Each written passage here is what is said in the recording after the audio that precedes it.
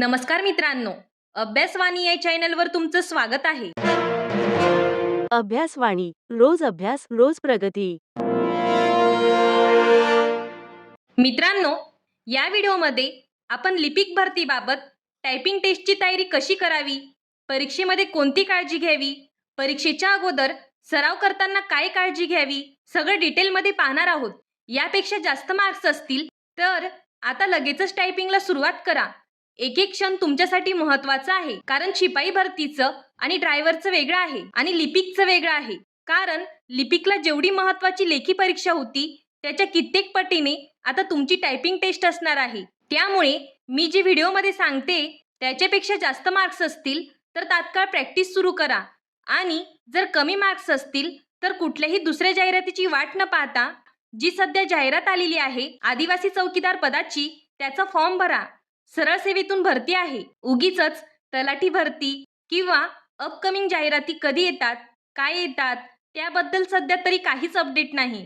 आल्यानंतर चांगलीच गोष्ट आहे, पण तुम्ही या सरळ सेवेचा जरी फॉर्म भरला तरी तुमचा सर्व अभ्यास होतोय. मराठी व्याकरण, इंग्रजी व्याकरण, गणित, बुद्धिमत्ता, जीके, त्यामुळे अभ्यासाला सुरुवात करा. यामुळे तुमच्या अभ्यासात सातत्य राहील. सर्वप्रथम आपण पाहूया टायपिंग टेस्टची प्रॅक्टिस सुरू करताना कोणती काळजी घ्यावी लागते, परीक्षेमध्ये काय सिच्युएशन असते. तर बघा मित्रांनो, या ठिकाणी सर्वात महत्त्वाची गोष्ट म्हणजे यात ॲक्युरेसी जास्त महत्त्वाची असते. म्हणजे न्यायालयाची टायपिंग टेस्ट असते तेव्हा बॅक स्पेस हा बंद करून ठेवलेला असतो. त्यामुळे आपण जेव्हा प्रॅक्टिस करतो तेव्हा प्रॅक्टिस करताना बॅक स्पेस वापरण्याची सवय आपल्याला टाळायची आहे. तुमचं एक चुकीचं अक्षर जे आहे ते पूर्ण शब्दाला चुकीचं ठरवू शकतं. पहिली गोष्ट तर ही आहे. नंतर आपल्याला काळजी घ्यायची आहे ती म्हणजे जेव्हा पण आपण पंक्च्युएशन मार्क वापरतो, जसं की स्वल्पविराम, पूर्णविराम, प्रश्नचिन्ह, तर यानंतर आपल्याला नेहमी एक स्पेस द्यायचा आहे. आणि इथे एक गोष्ट लक्षात घ्यायची आहे ती म्हणजे कॅपिटल अक्षर टाईप करत असताना शिफ्टचा वापर करायचा. कॅप्स लॉक वापरल्याने आपला वेळ जास्त जातो, कारण त्या ठिकाणी आपल्याला एक एक सेकंद महत्त्वाचा असतो. टायपिंग टेस्टमध्ये आपल्याला वेळेचं बंधन असतं. 10 मिनिटात आपल्याला 400 शब्द टाईप करायचे असतात. आणि आता बऱ्याच जणांना हे माहीत नाही की प्रॅक्टिस इंग्लिश टायपिंगची करू की मराठी. तर बघा मित्रांनो, बॉम्बे हायकोर्टची जी परीक्षा आहे इथे फक्त इंग्लिश टायपिंगचीच प्रॅक्टिस करायची आहे. 10 मिनिटात 400 शब्द टाईप करायची तुम्हाला प्रॅक्टिस करावी लागणार आहे. 20 मार्क्सची ही टेस्ट असते, तर आपल्याला 20 पैकी कमीत कमी 10 मार्क्स तरी आले पाहिजे, नाहीतर तुम्ही फेल होणार असं स्पष्टपणे त्यांनी सांगितलेलं आहे. त्यामुळे या गोष्टीची काळजी घ्या.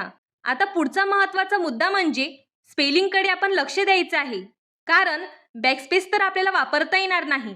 त्यामुळे चूक सुधारायला आपल्याला संधी दिलेली नाही, म्हणून स्पेलिंगकडे लक्ष द्या. म्हणजे बघा, एन्व्हायरमेंट, ॲडमिनिस्ट्रेशन, ज्युरिडिक्शन यांसारख्या शब्दांमध्ये आपली चुका होण्याची शक्यता असते. त्यामुळे असे शब्द टाईप करताना आपला टायपिंगचा स्पीड जो आहे तो थोडा कमी ठेवायचा आणि स्पेलिंगकडे लक्ष द्यायचं आहे. आता बरेच विद्यार्थी काय करतात, सुरुवातीला खूप स्पीड ठेवतात आणि मध्येच थांबतात, कारण बोटे त्यांची तेवढी साथ देत नाही. तर एका स्टेबल रिदममध्ये आपल्याला टायपिंग करायची आहे, कारण यामुळे आपल्या बोटांची ताळमेळ बिघडत नाही, हे लक्षात ठेवा.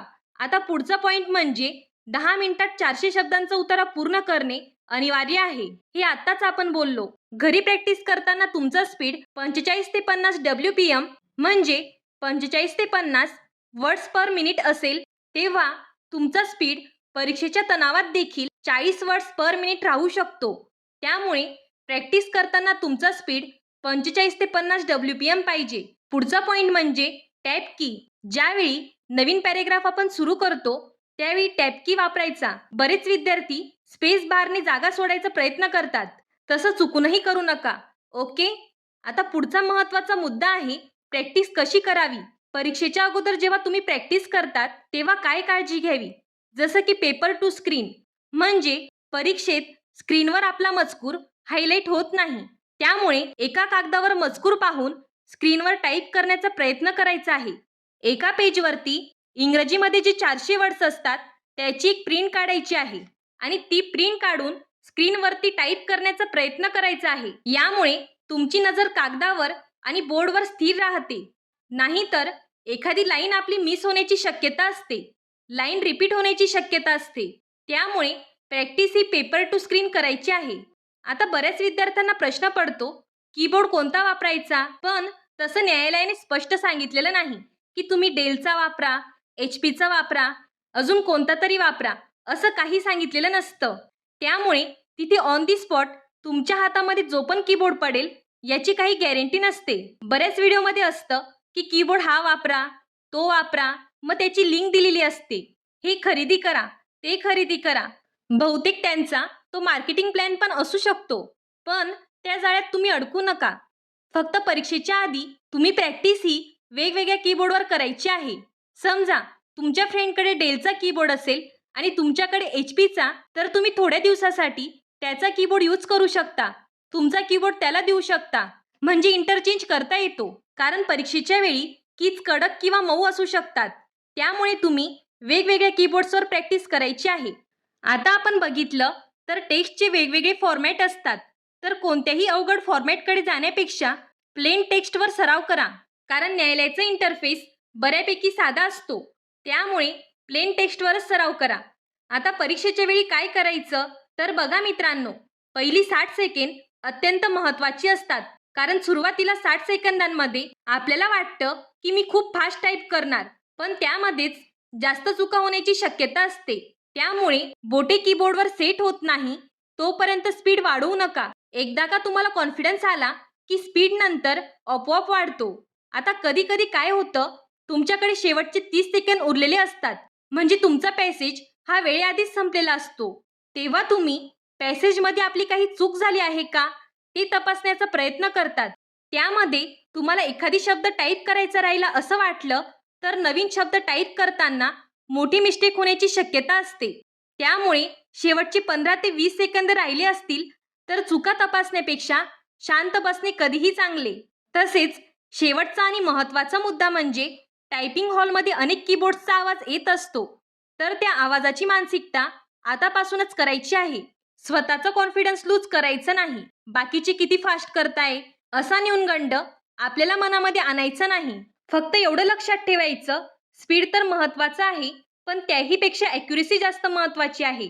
आता कट ऑफ बद्दल बोलायचं म्हटलं, 55 ते 60 पेक्षा जास्त मार्क्स असतील तर टायपिंगच्या तयारीला लागा. वेळ वाया घालवू नका. आणि ज्यांना वाटतंय की आपण बॉर्डरवर आहे त्यांनी कन्फ्यूज होण्यापेक्षा टायपिंग प्रॅक्टिस करता करता अभ्यास पण सुरू ठेवा. आणि अशाच इम्पॉर्टंट अपडेट्ससाठी चॅनलला सबस्क्राईब करा. धन्यवाद. अभ्यासवाणी रोज अभ्यास रोज प्रगती.